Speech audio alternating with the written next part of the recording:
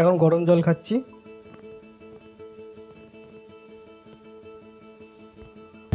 If I'm going with you, I know we'll get to the other side. Sinking in, I know this feels right. Catching a haze, love moving through me like a wildfire, like a wildfire.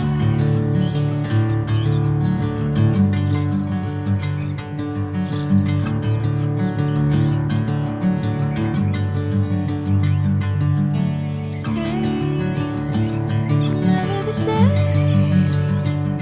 Never you calling my name, I'm taking my sweet time. Hey, whatever the plan,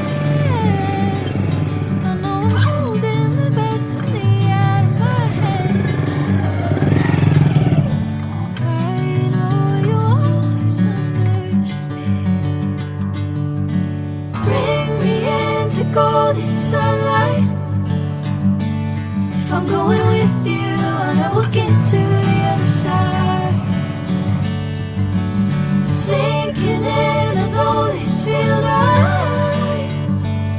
Catching a breeze, love moving through me like a wildfire, like a wildfire.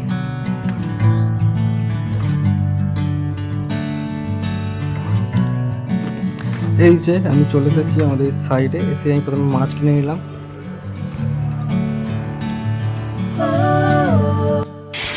সাইডে মাল ঢুকেছে, সেই মালটা খালি করে নিলাম।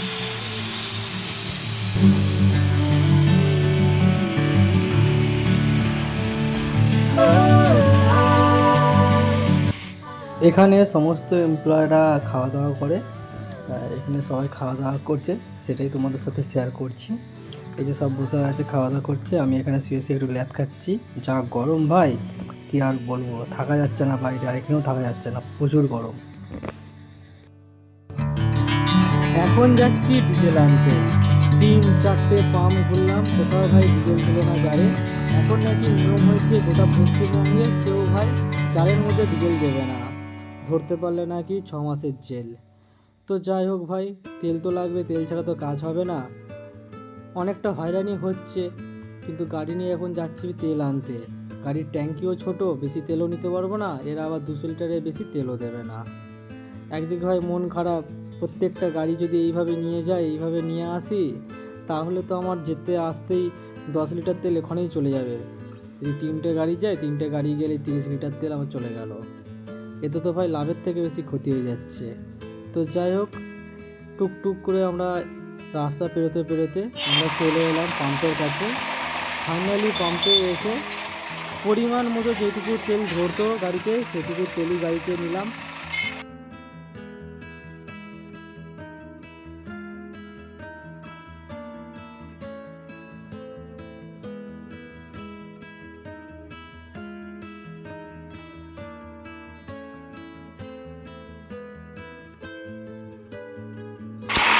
তেল নেওয়া হয়ে গেছে, এরপর আবার আমরা চললাম আস্তে আস্তে করে আমাদের কাজের সাইডে। এই যে পাশে দেখতে পাচ্ছ, এরা দোলনা বিক্রি করছে, ওই যে দাদা দোল খাচ্ছে। যাওয়ার সময় দেখলাম যে শুয়ে আছে, এখন খদ্দের এসেছে বলে উঠে দাঁড়িয়ে আছে। এই যে আসতে না আসতে শুরু হয়ে গেল বৃষ্টি, তো এখন চলতে থাকবে সারা বৈকাল এইভাবেই। দেখতে পাচ্ছ চারিদিক পুরো ডুবে গেছে, মনে হচ্ছে ভাই আমরা দীঘাতে চলে এসেছি, আমাদের গ্রামের দীঘা। মাঝে মাঝে তো এখানে মাছও উঠে পড়ে, মাছও দেখা যায়। দুদিন আগে দেখছিলাম যে ভাই সামনে দেখছি একটা কই মাছ উঠে চলে এসেছে। যখন এসে গেছে তখন ভাই ঢুকে খেয়েই নি, আর কি করবো। চারদিকটা দেখতে পাচ্ছ পুরো একদম জলে থই থই করছে, বৃষ্টিও জোরে হচ্ছে। তাহলে চলো আজকে ভিডিও এখানেই শেষ করলাম, তো দেখা হচ্ছে পরে অন্য কোনো ভিডিওতে। অবশ্যই সাবস্ক্রাইব করে দেবে পরের ভিডিওর জন্য। তাহলে আজকের মতো বিদায়।